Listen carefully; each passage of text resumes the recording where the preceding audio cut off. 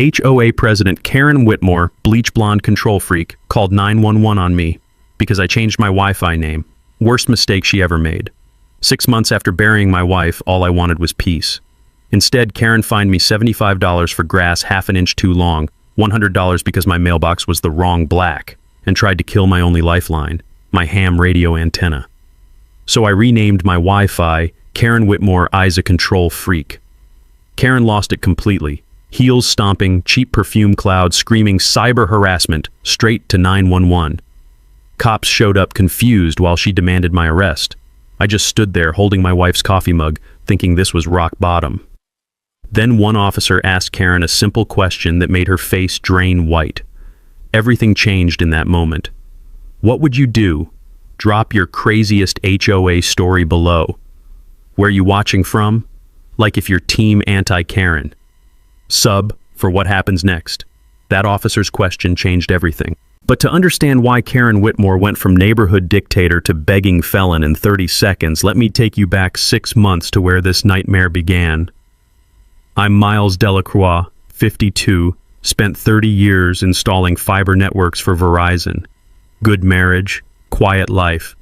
Then pancreatic cancer stole my Sarah after 28 years together. The Phoenix house felt haunted by memories, so I cashed out my pension and moved to Willowbrook Estates, Arizona. Just wanted to grieve in peace.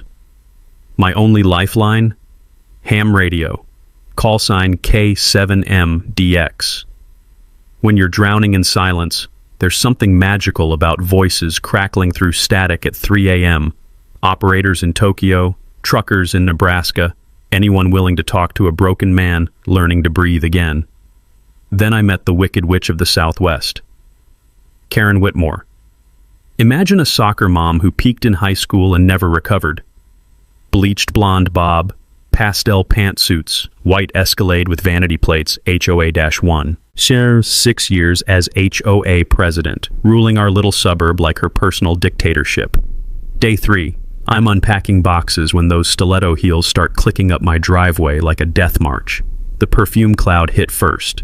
Cheap lavender so thick you could taste the artificial sweetness on your tongue.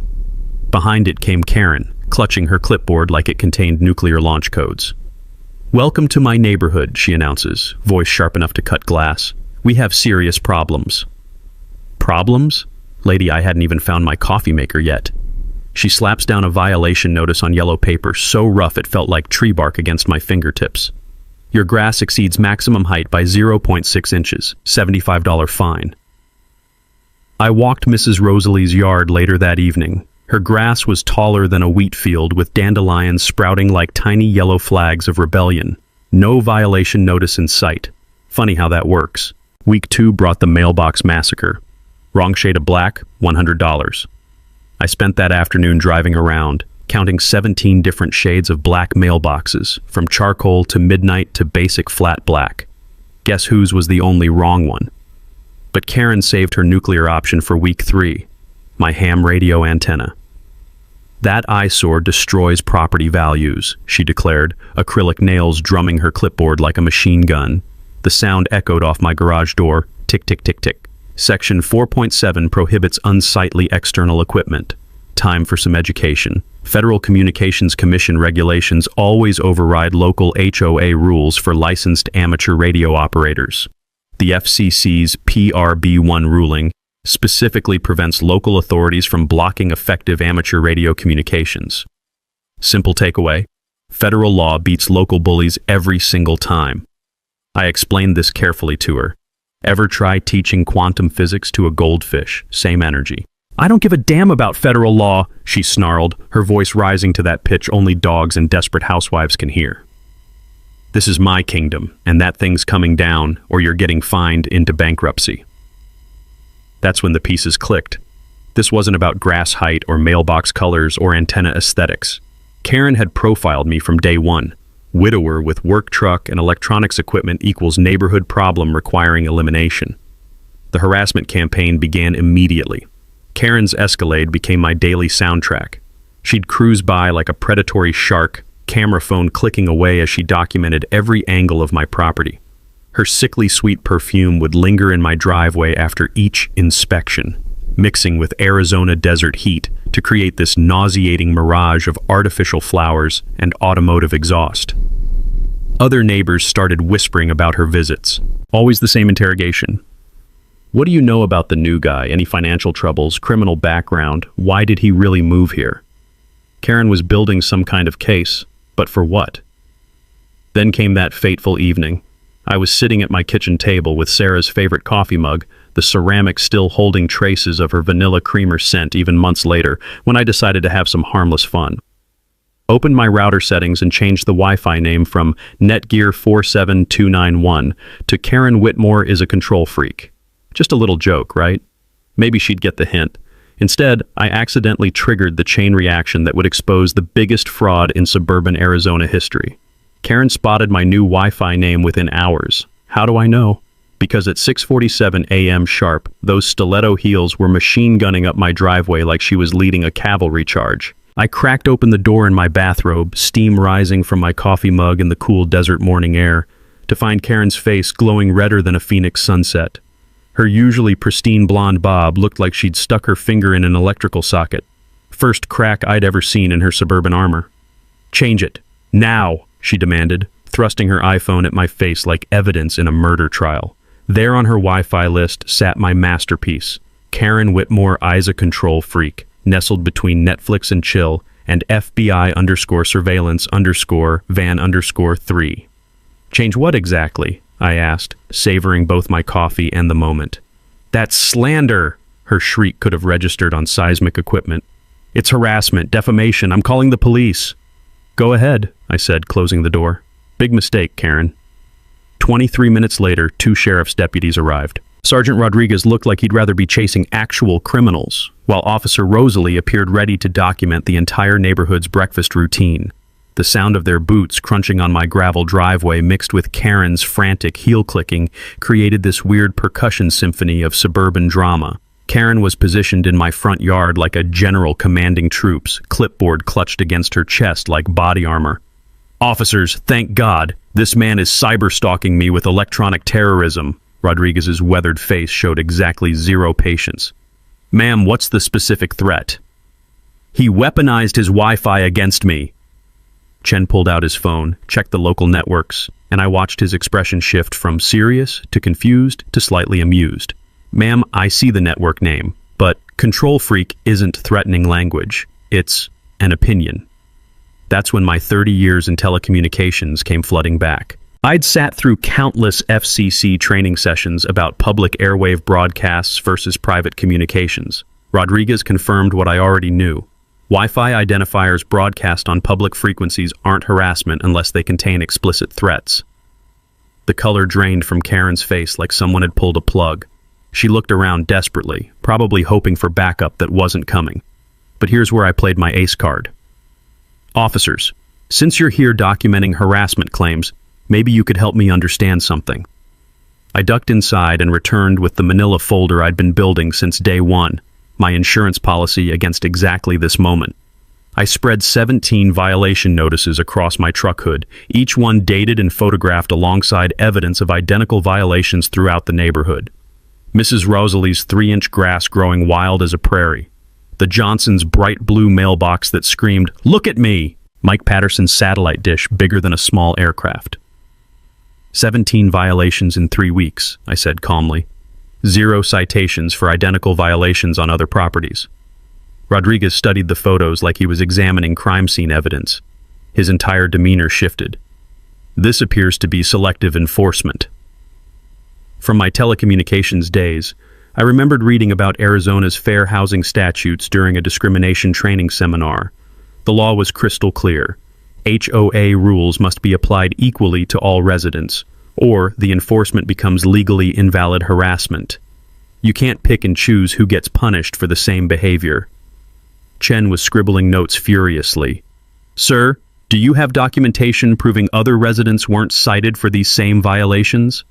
"Every single one," I replied, pulling out time-stamped photos covering 6 blocks of our subdivision. Karen's panic sweat was now overpowering her lavender perfume, creating this nauseating cocktail that reminded me of a funeral home trying too hard to mask the smell of death. Her acrylic nails drummed against her clipboard like nervous machine gun fire. "Ma'am," Rodriguez said, turning to face Karen with cop eyes that had seen every con game in the book. "Selective enforcement of community rules can constitute harassment. You might want to reconsider your approach here." That's when I saw real fear flash across Karen's face. Not embarrassment or anger, genuine terror, like someone who just realized they'd been playing Russian roulette with a fully loaded gun. "Officers, perhaps we've all misunderstood each other," she stammered, her voice dropping to barely a whisper. "Maybe we can handle this internally." Rodriguez handed me his card. "Sir, selective harassment is taken seriously regardless of who's doing it. Call if this continues."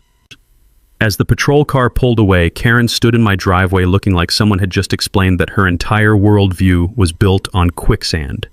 The untouchable neighborhood dictator had just been educated on actual law by actual law enforcement. She shuffled back to her house without another word, but I could practically hear her brain working overtime. This wasn't surrender, this was strategic retreat. Karen Whitmore was planning her counterattack, and I was about to discover just how dirty she was willing to fight. Karen's revenge arrived exactly 1 week later, delivered by certified mail with the subtlety of a sledgehammer to the skull. Special maintenance assessment, immediate payment required. $1,200 per household, due in 30 days. But here's where Karen got creative and stupid. My bill was different. $2,847 for enhanced enforcement monitoring and administrative burden created by non-compliant resident behavior. I sat at my kitchen table, the cheap yellow paper crackling between my fingers like dry kindling, and started laughing. Actually laughing. The bitter irony tasted like copper pennies on my tongue. Sarah would have called this Karen's hold my beer moment, the point where someone's ego writes checks their brain can't cash. The phone started ringing within hours. Mrs. Rosalie first. "Miles, did you get this insane bill? $1,200 for what maintenance?" Her voice carried that particular pitch of elderly outrage that could strip paint. Then Tom Patterson, the CPA from 3 houses down. "This assessment makes zero financial sense. Where's the breakdown, the receipts, the justification?" Karen had made her first tactical error. She'd united the entire neighborhood against her while handing me a paper trail that screamed fraud louder than her morning tantrums. Time for some detective work. Back in my union days, I'd learned that Arizona requires HOAs to provide complete financial records to any homeowner who requests them. Transparency laws exist specifically to prevent what Karen was attempting. So I fired off a certified letter demanding 3 years of complete financial documentation, return receipt requested. Karen's response? Pure bureaucratic warfare. Delays, excuses, and documents so heavily redacted they looked like classified NSA files. Black bars everywhere, missing pages, convenient copying errors that made numbers impossible to verify. The smell of fresh toner mixed with whiteout correction fluid created this weird chemical cocktail that made my garage workspace feel like a counterfeit operation. But 30 years installing fiber networks teaches you something crucial. Communication systems always leave traces. Karen might have blacked out the important parts, but she couldn't hide the metadata. Payment schedules, vendor names, approval dates, all the digital breadcrumbs that tell the real story. That's when I spotted the smoking gun. Whitmore Property Solutions, $15,000, landscape consultation. My fingers started tingling the way they used to when I'd find a break in a fiber optic cable. I pulled up the county assessor's website and cross-referenced business registration records. Guess who owned Whitmore Property Solutions? And guess whose property had sprouted a brand new irrigation system, professional landscaping, and a stone retaining wall over the past year? Karen had been paying herself with our money. The corruption stench was stronger than desert creosote after a thunderstorm. I spread the evidence across my dining room table, papers rustling like autumn leaves as I mapped every suspicious payment, every convenient emergency expense, every contractor sharing business addresses with Karen's known associates. The pattern emerged like a Polaroid developing.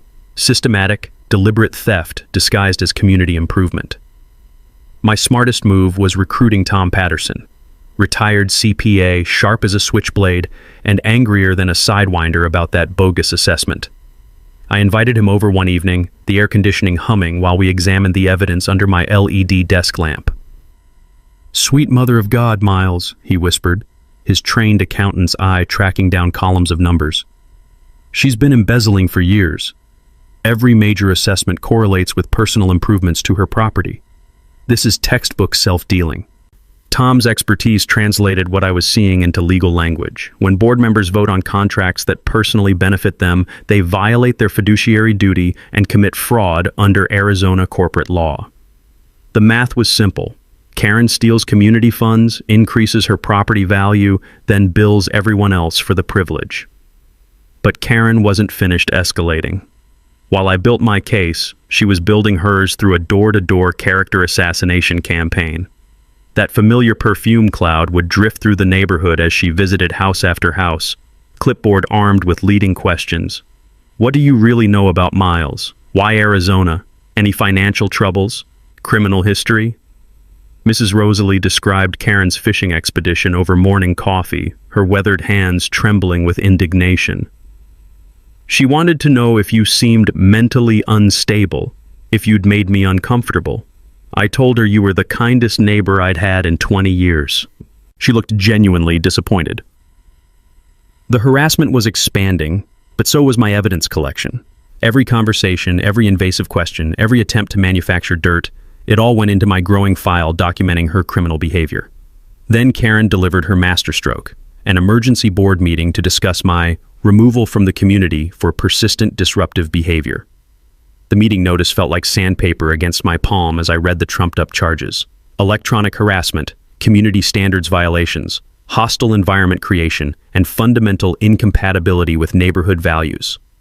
Karen was trying to exile me from my own home, but she'd made one fatal mistake. In her desperation to destroy me, she'd stopped covering her tracks. The woman who'd spent years carefully concealing embezzlement was now making panicked moves that generated evidence faster than I could document it.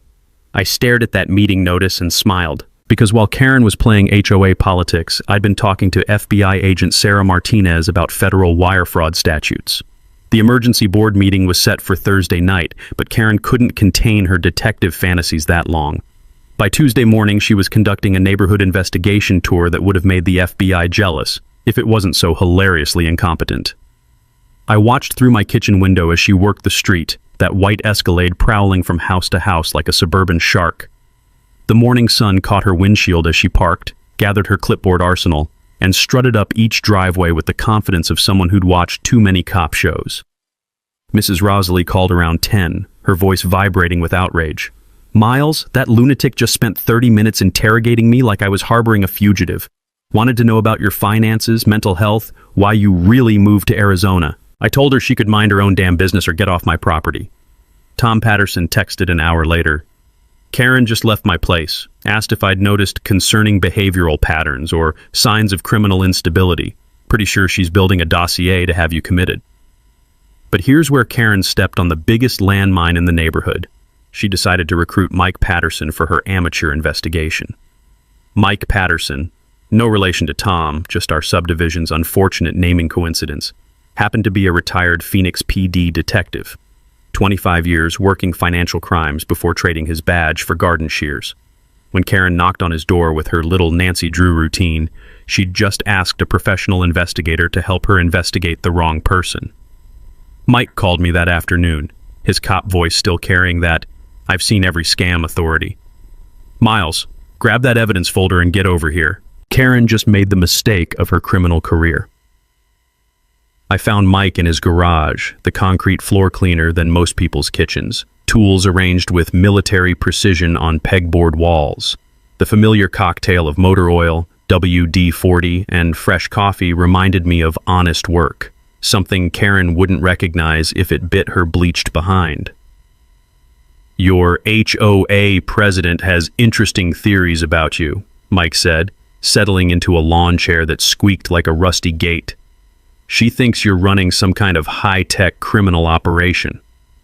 I spread my evidence folder across his immaculate workbench, the papers rustling under bright fluorescent lights. What kind of operation? Identity theft, electronic fraud, using your telecom background for illegal surveillance. Mike's weathered face showed the expression of a detective who'd heard every half-baked criminal theory ever invented. She suggested your move to Arizona was suspicious, and your ham radio equipment could monitor private communications. The irony was so thick you could have spread it on toast. Karen was accusing me of exactly the crimes she'd been committing for years, just with different technology. "Here's where it gets good," Mike continued, leaning forward with predatory interest. "When I asked for specific evidence of your alleged criminal behavior, she had nothing, just feelings and concerns. But when I casually mentioned HOA financial transparency, she got defensive faster than a cornered rattlesnake." That's when I showed Mike my Whitmore Property Solutions discovery. His detective instincts activated like a bloodhound catching a scent, and suddenly we were connecting dots I hadn't even noticed. Bank records from the county clerk, business registration documents, insurance claims cross-referenced with HOA expenditures. The garage filled with the sound of rustling papers as Mike worked, occasionally muttering things like "classic self-dealing pattern" and "textbook fraud indicators."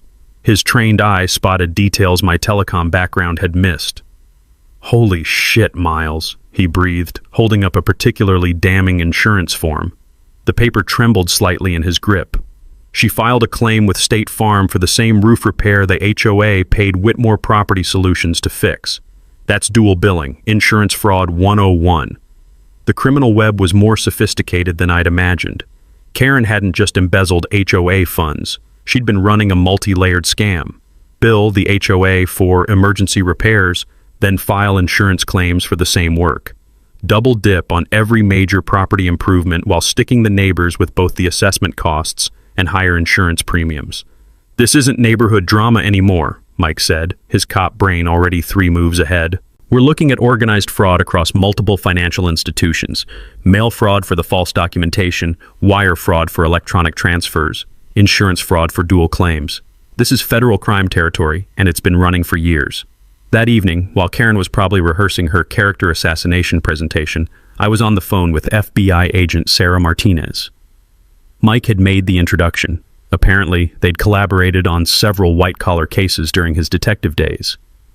Agent Martinez listened with the patience of someone who'd heard every financial crime story ever told, occasionally asking clarifying questions in that careful way federal agents speak when they're already building prosecutorial timelines. "Mr. Delacroix," she said finally, her voice carrying the weight of federal authority, "what you're describing matches patterns we've been tracking in HOA fraud cases across Arizona. How quickly can you provide digital copies of your evidence?" The next morning, I uploaded 3 years of Karen's criminal enterprise to a secure FBI server. Bank records, fraudulent invoices, dual insurance claims, board minutes where she voted herself money. The evidence package was so comprehensive it took 53 minutes to upload on my fiber connection. Let Karen hold her emergency meeting Thursday night. Let her present whatever character assassination material she'd manufactured. While she played neighborhood politics, I'd just handed the FBI a federal case that would put her away for a decade. The hunter had officially become the hunted. Now we're back to that moment from the beginning, the one that changed everything. Thursday night's emergency board meeting had been a spectacular disaster for Karen. 3 residents walked out when she started reading from her Miles Delacroix criminal profile. Tom Patterson publicly called her financial assessment mathematically impossible and potentially fraudulent. Even Deborah Finch, her loyal lapdog treasurer, looked physically uncomfortable when Karen suggested I might be a domestic terrorist using radio equipment for neighborhood surveillance. But Karen wasn't ready to surrender. Friday morning found her pacing her front yard like a caged predator, phone glued to her ear, that familiar perfume cloud drifting across the morning air thick enough to choke a horse. Through my kitchen window, I caught fragments of her increasingly frantic conversations. Electronic harassment, needs immediate intervention, community safety at risk. The desert morning was dead calm, that eerie silence you get before monsoon storms, when even the cactus wrens stop chattering. That's when Karen made the call that would destroy her completely. 911, what's your emergency? I need officers immediately for electronic terrorism and cyberstalking. Even from inside my house, I could hear the dispatcher's confusion crackling through the phone speaker. Ma'am, can you clarify what you mean by electronic terrorism? My neighbor is using Wi-Fi networks to psychologically torture me. This is warfare. 23 minutes later, our familiar duo returned. Sergeant Rodriguez emerged from the patrol car looking like a man contemplating early retirement, while Officer Rosalie approached with his notepad ready for the sequel nobody wanted to see. Karen positioned herself in my front yard like a general commanding troops, clipboard clutched against her chest, pointing at my house with the dramatic flair of someone accusing me of harboring weapons of mass destruction. "Officers, thank you for your rapid response," she began, her voice honey-sweet with false gratitude. "This man's electronic stalking campaign has escalated despite your previous intervention." Rodriguez's weathered face showed exactly zero enthusiasm as his tired eyes met mine. I emerged from my house, still carrying Sarah's ceramic coffee mug, the one that always made that soft clink against my wedding ring when I gripped it too tightly. "Sir, has anything changed with your Wi-Fi situation since our last visit?" "Nope. Still Karen Whitmore, eyes a control freak." "Ma'am," Rosalie said with the patience of a kindergarten teacher, "we've already explained that network names aren't harassment unless they contain explicit threats." But Karen had prepared for this round. She produced a manila folder thick as a phone book, packed with printed screenshots, violation notices, even aerial photos of my antenna that she'd apparently taken from a drone. "Officers, this represents a documented pattern of targeted electronic intimidation, and I have evidence proving escalating criminal behavior." That's when Rodriguez surprised everyone. He pulled out his metal notepad, the pen clicking against his badge with that distinctive metallic ping that cops make when they're about to get serious. The morning air carried the faint smell of cooling asphalt, and Karen's nervous sweat mixing with her lavender perfume into something resembling a funeral home air freshener. "Ma'am, before we can process your complaint, I need to verify some information for our incident report." Karen's face transformed like sunrise breaking over the mountains. Finally, someone was treating her with the respect she deserved. "What's your full legal name and current residential address?" "Karen Marie Whitmore, 1247 Desert Sage Drive." Rodriguez scribbled something down, then looked up with those cop eyes that had interrogated every variety of criminal Phoenix could produce. The silence stretched between them like a rubber band about to snap. "Ma'am, is this your current address? Because our system shows you've registered at 3 different locations this year." The color drained from Karen's face like someone had pulled a drain plug. What?" Her voice cracked like desert hardpan in summer heat. "We show Karen Marie Whitmore at Desert Sage Drive, but also a P.O. box in Scottsdale and an apartment complex in Tempe. Which address receives your legal correspondence?" Karen's mouth worked soundlessly, opening and closing like a landed fish. The confidence, the authority, the righteous fury, all evaporating in real time. "There's been some mistake," she whispered. "Ma'am, we also have multiple outstanding warrants for failure to appear in civil proceedings. Have you been deliberately avoiding legal service?" That's when Karen's world collapsed. Her knees buckled and she dropped right there on my gravel driveway, the sound of her body hitting stone mixing with her sobbing as mascara streaked down her face like black tears. "Please," she gasped, looking up at me with the desperation of someone watching their entire life crumble. "Please don't press charges. I have children. I made mistakes, but I'm not a real criminal." Except she absolutely was. And that one simple question about her address had just pulled the thread that unraveled everything. The moment those patrol cars disappeared around the corner, Karen's suburban kingdom officially became a federal crime scene, and I was about to get a crash course in how the FBI hunts white-collar criminals. Agent Sarah Martinez called within 2 hours of Karen's warrant arrest, her voice carrying that particular federal authority that makes local problems suddenly feel like international incidents. "Mr. Delacroix, we've reviewed your evidence package. Congratulations, you've accidentally uncovered the largest HOA fraud network in Arizona history." That word network made my stomach drop like a broken elevator. Karen hadn't just been stealing from us. This was organized crime with perfectly manicured nails and HOA bylaws.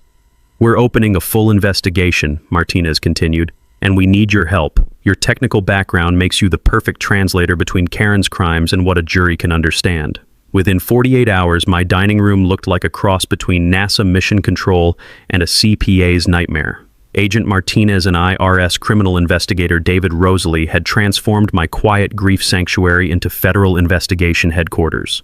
The smell of fresh printer toner mixed with government-grade coffee created this bureaucratic atmosphere that reminded me of Air Force contractor meetings where million-dollar mistakes were discussed over stale donuts. My job? Make Karen's financial crimes simple enough for 12 jurors who probably couldn't balance their own checkbooks.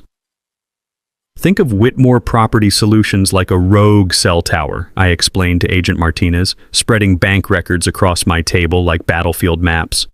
It intercepts all the data, in this case HOA funds, and redirects everything to Karen's personal accounts. Same principle as telecommunications fraud, just with landscaping invoices instead of phone calls. The pattern was breathtakingly systematic.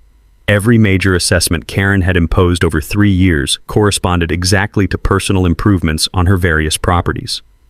The Scottsdale HOA funded her kitchen remodel. The Tempe Association paid for her bathroom renovation. Our neighborhood had essentially financed her entire lifestyle upgrade, right down to that ridiculous white Escalade. But here's where Karen's lack of technical sophistication became her death sentence. She used the same Wells Fargo account for all 3 fraud schemes. Every transaction created an electronic trail linking her criminal activities across multiple jurisdictions. Agent Martinez practically purred with satisfaction when I mapped out the digital evidence. Federal prosecutors love electronic paper trails. Defense attorneys can claim coincidence with cash transactions, but it's impossible to accidentally transfer the same amounts from 3 different HOA accounts to your personal checking account 47 times over 3 years. Here's the financial crime nugget most people never learn. Pattern evidence trumps individual transaction disputes in federal court every single time.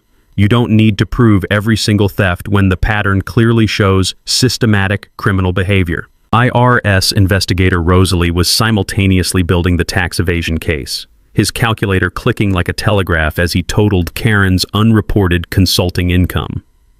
The man chain-smoked menthol cigarettes with the dedication of a 1940s film noir detective, stepping outside every hour while muttering things like fraudulent basis adjustment and willful tax defiance.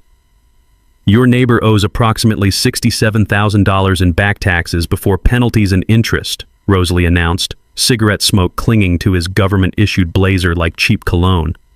That's assuming she didn't hide additional income streams we haven't discovered yet. By day 3, the investigation had grown beyond Karen into something that sounded like a bad movie plot.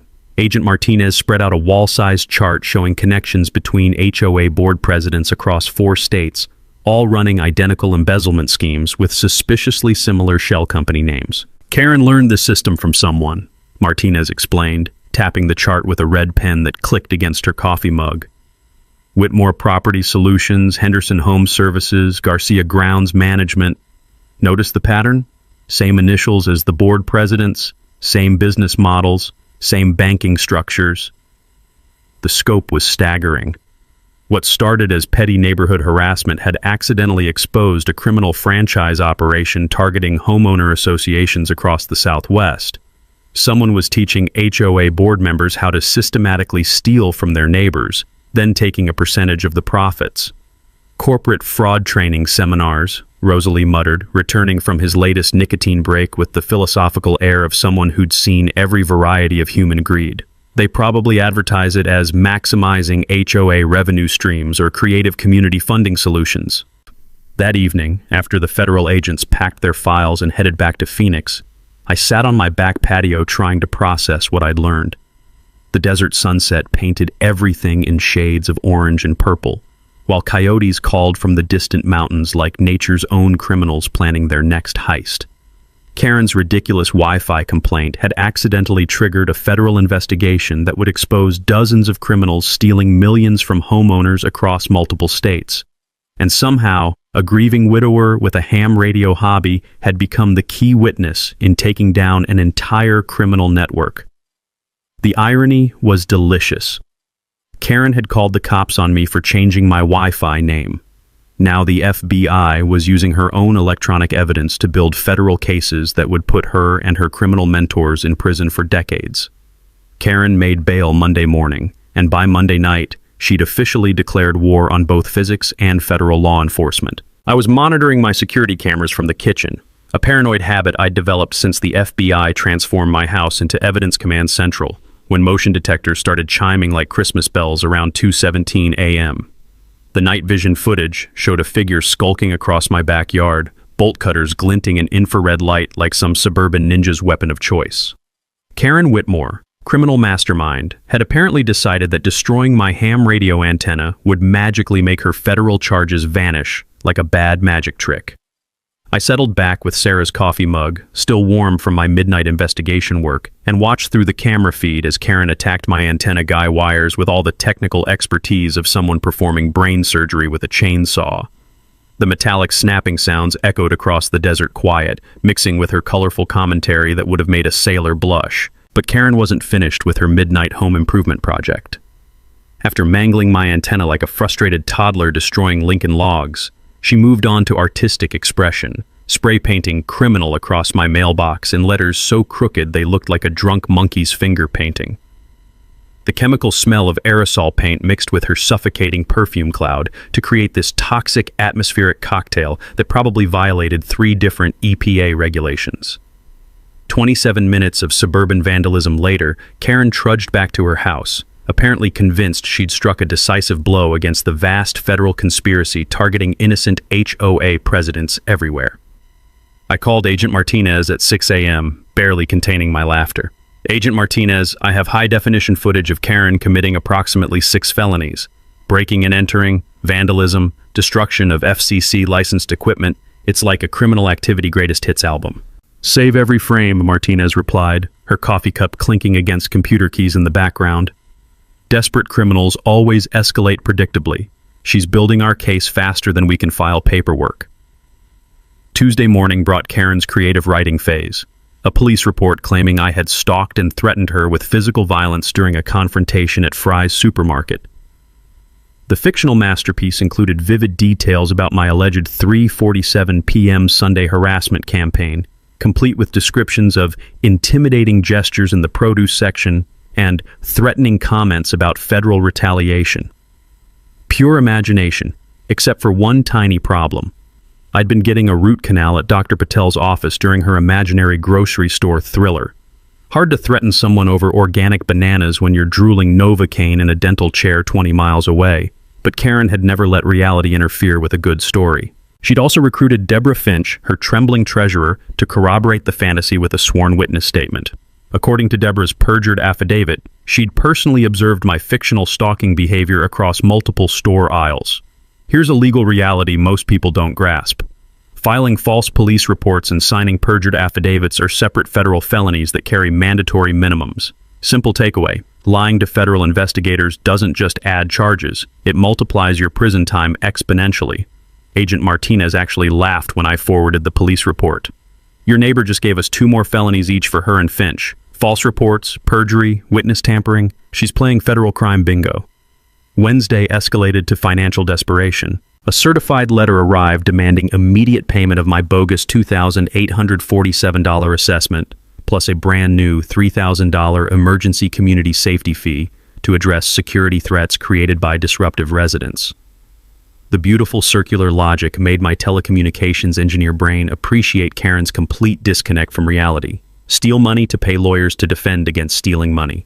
It was like watching someone try to put out a fire with gasoline while insisting water was the real problem.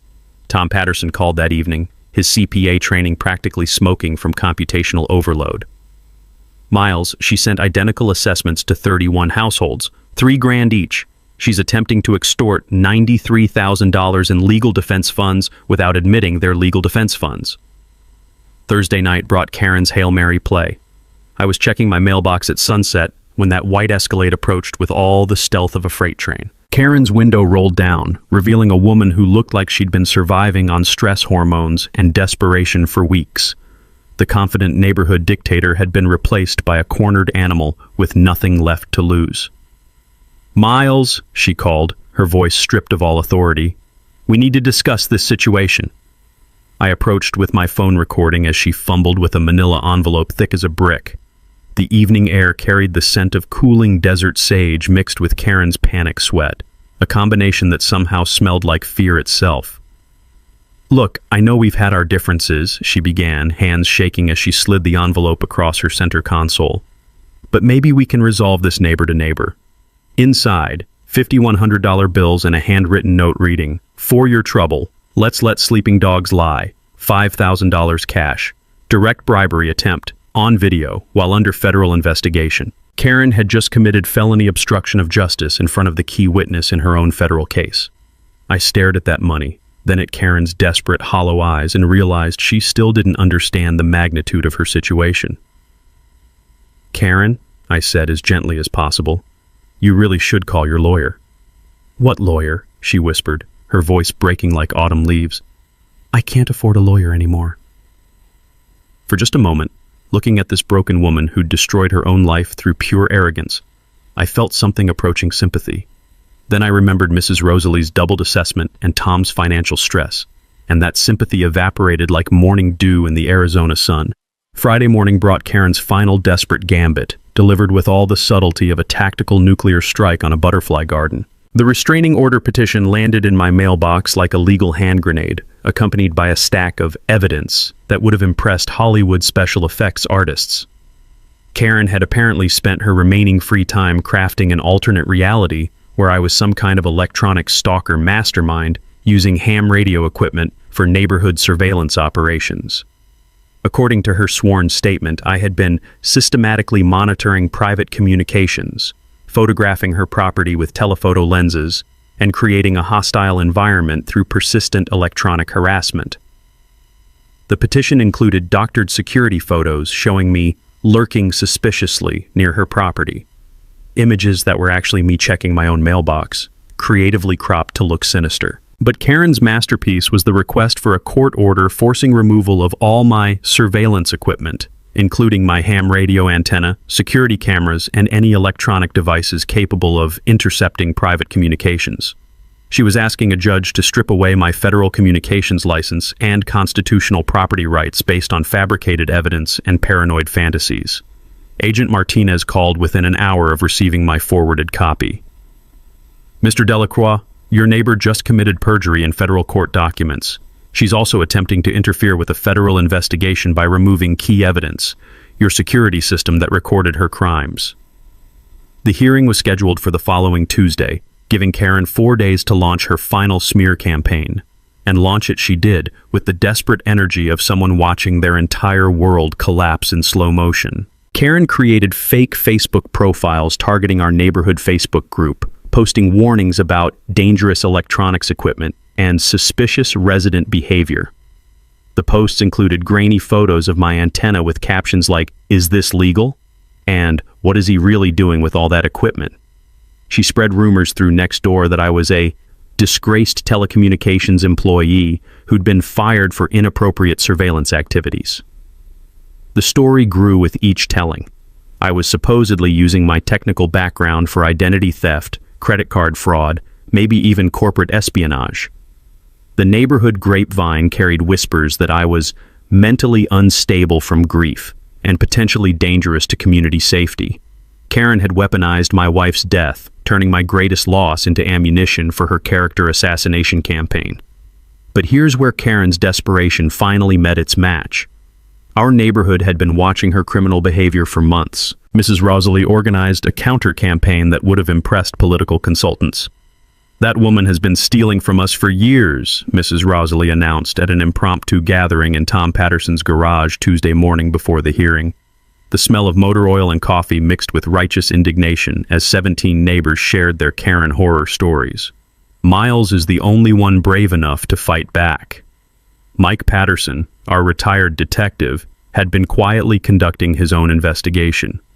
"I've documented Karen's harassment pattern targeting 5 different residents over 3 years," he reported, spreading photos across Tom's workbench.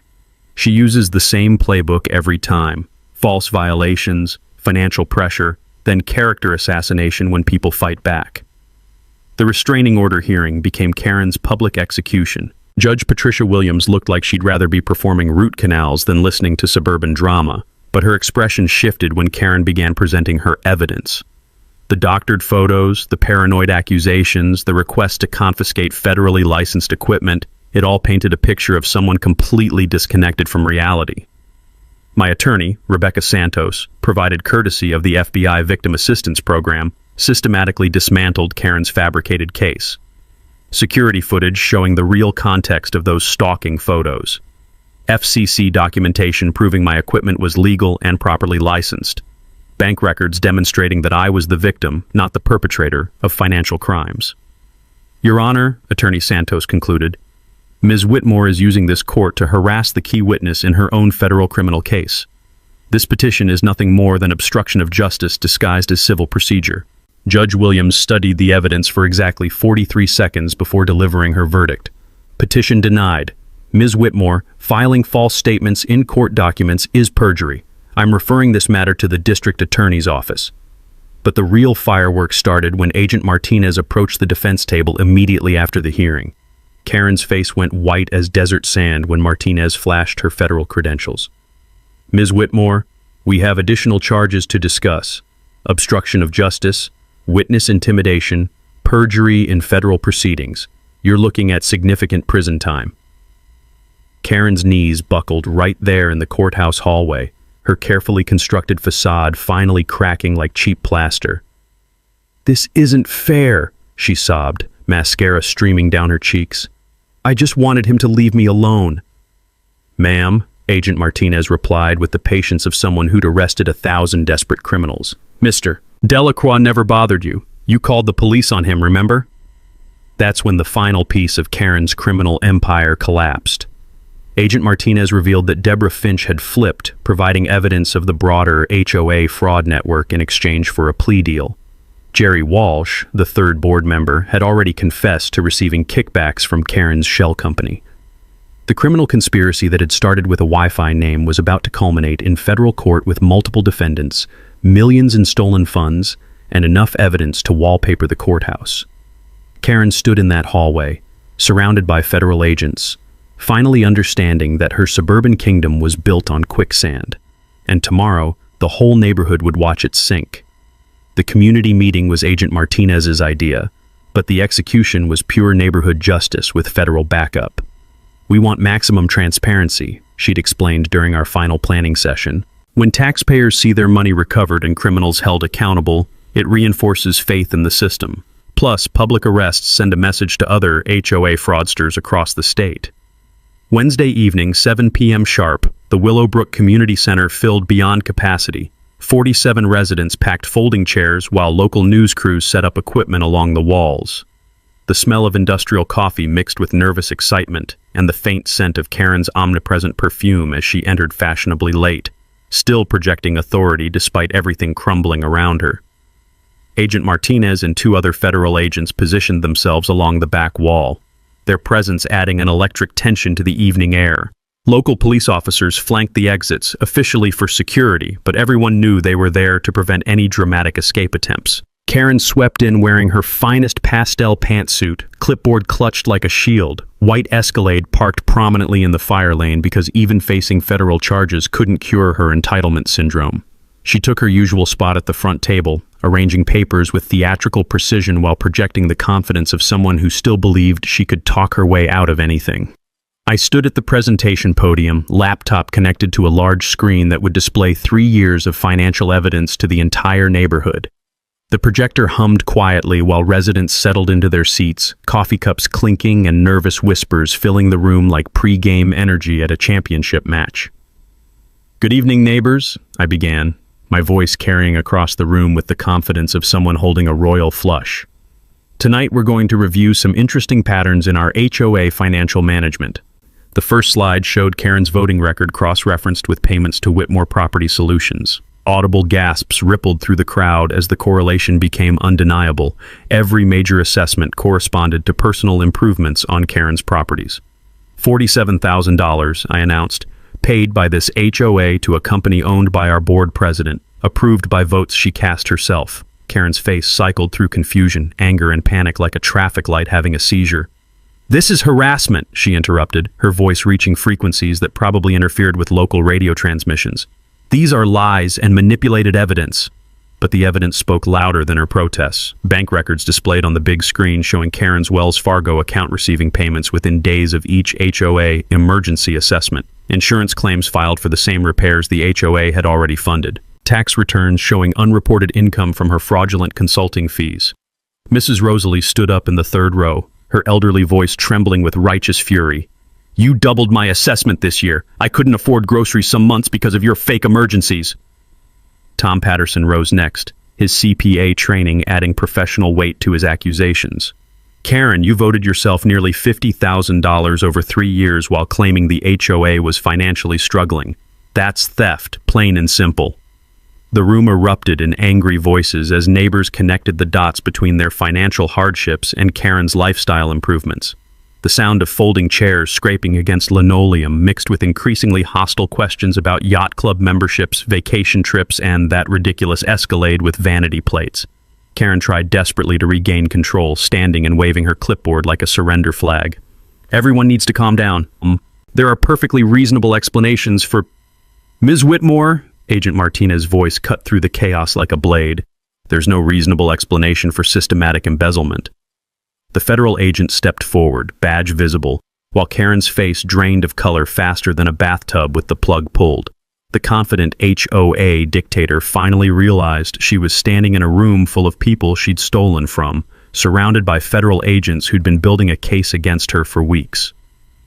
You're under arrest for mail fraud, wire fraud, tax evasion, and conspiracy to commit embezzlement, Martinez announced, her voice carrying the weight of federal authority while handcuffs clicked in the sudden silence. Karen's knees finally gave out. She collapsed into her chair, sobbing like a child caught stealing cookies, mascara streaming down her face as the reality of federal prison time hit her like a physical blow. "Please," she gasped, looking around the room at neighbors she'd been exploiting for years. "I have children. I made mistakes, but I was trying to improve the neighborhood. The money was supposed to benefit everyone." Mike Patterson, our retired detective, stood up with the satisfied expression of someone who'd seen justice served thousands of times. "Karen, you stole our money to pay for your own house. That doesn't benefit anyone except you." Agent Martinez continued reading charges as 2 other federal agents flanked Karen's chair. Wire fraud, mail fraud, conspiracy, tax evasion, obstruction of justice, witness intimidation, perjury. The list continued like a criminal achievement award ceremony, while news cameras captured every moment of Karen's complete breakdown. Her white Escalade was already being hooked to a federal asset forfeiture tow truck, its vanity plates HOA1, a perfect symbol of misplaced priorities. As federal agents led Karen away in handcuffs, she turned back toward the room with desperate eyes. "This isn't over. I know people. I have lawyers." Agent Martinez smiled with professional satisfaction. "Ma'am, your lawyers are going to need lawyers." The community center erupted in applause as Karen disappeared through the exit doors, her reign of suburban terror officially ended by federal law enforcement and one stubborn widower with a ham radio antenna. Justice, it turned out, tasted like victory coffee and sounded like neighbors finally free to breathe again. 6 months later, I'm sitting in the same kitchen where this whole mess started, watching the sunrise paint our neighborhood in shades of gold and possibility. Sarah's coffee mug still rests in my hands, but now it holds something sweeter than grief. The satisfaction of a community healed and justice served. Karen got 3 years in federal prison, plus $150,000 in restitution, to be split among the victims across 3 HOAs. Deborah Finch received 18 months for conspiracy and cooperation credit for flipping on the larger fraud network. Jerry Walsh got a year in minimum security and a lifetime ban from serving on any HOA board anywhere in Arizona. But the real victory wasn't the prison sentences. It was watching our neighborhood transform from Karen's personal kingdom into an actual community. The new democratically elected board implemented Miles's Law. Any expenditure over $500 requires a neighborhood vote with full financial disclosure. Monthly financial reports get published online where everyone can see exactly where their money goes. We even hired an independent auditor who reviews all contracts before any votes, ensuring no board member can ever again vote money into their own pockets. Mrs. Rosalie became our new treasurer, bringing the same fierce attention to detail she'd used raising 5 children on a factory worker's salary. Tom Patterson chairs the Finance Committee, his CPA training finally being used to protect neighbors instead of prosecute them. Mike Patterson heads our new Community Integrity Committee, basically our anti-corruption watchdog group that makes sure future Karens get stopped before they can steal anyone's grocery money. The FBI's investigation expanded into a multi-state operation that exposed 43 fraudulent HOA board members across the Southwest. Karen's criminal mentors, The people who'd been teaching embezzlement techniques at those fake revenue optimization seminars are now facing RICO charges that could put them away for decades. Agent Martinez tells me our case became a training model for other FBI offices nationwide. The Willowbrook method, they call it, how one technical-minded resident with good documentation skills can unravel an entire criminal network. My evidence-gathering techniques are now taught to federal agents investigating HOA fraud cases across the country. The personal healing surprised me most. Fighting Karen's corruption had given me purpose beyond my grief, something larger than the hole Sarah's death had left in my daily routine. My ham radio antenna, repaired and upgraded with neighborhood support, now connects me to a network of people fighting similar battles against petty tyrants and neighborhood bullies from coast to coast. The Willowbrook Transparency Scholarship gets funded annually by recovered fraud money, awarding college grants to students studying telecommunications law, financial justice, or public administration ethics. Our first recipient was Maria Santos, a local high school senior who wants to become an FBI financial crimes investigator. She says, our story inspired her to protect communities from predators like Karen. Property values in our neighborhood increased 12% after the corruption cleanup, as word spread about our transparent, honest governance. Young families started moving in, drawn by the community garden we planted where Karen's illegal surveillance equipment used to monitor our daily activities. The garden produces vegetables we donate to the local food bank. Karen's former criminal headquarters now feeds hungry families instead of financing fraud schemes. Every October we hold Transparency Day, a neighborhood celebration where we review the year's finances, elect board positions, and educate new residents about their rights. Kids run around playing games while adults learn about recognizing financial fraud and standing up to authoritarian neighbors. The whole event tastes like barbecue smoke and smells like community pride. Last month, residents from 7 other states contacted me through my ham radio setup, asking for help with their own HOA corruption problems.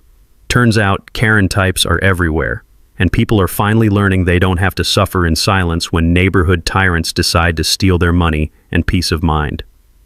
My Wi-Fi network name, it's now Justice Served Who Is Next, because bullies everywhere should know that communities won't tolerate their abuse forever. So here's my message to anyone dealing with HOA nightmares, neighborhood tyrants, or petty dictators who think their clipboards give them unlimited power. Document everything, stand your ground, and remember that federal law enforcement loves taking down criminals who prey on regular people trying to live quiet lives.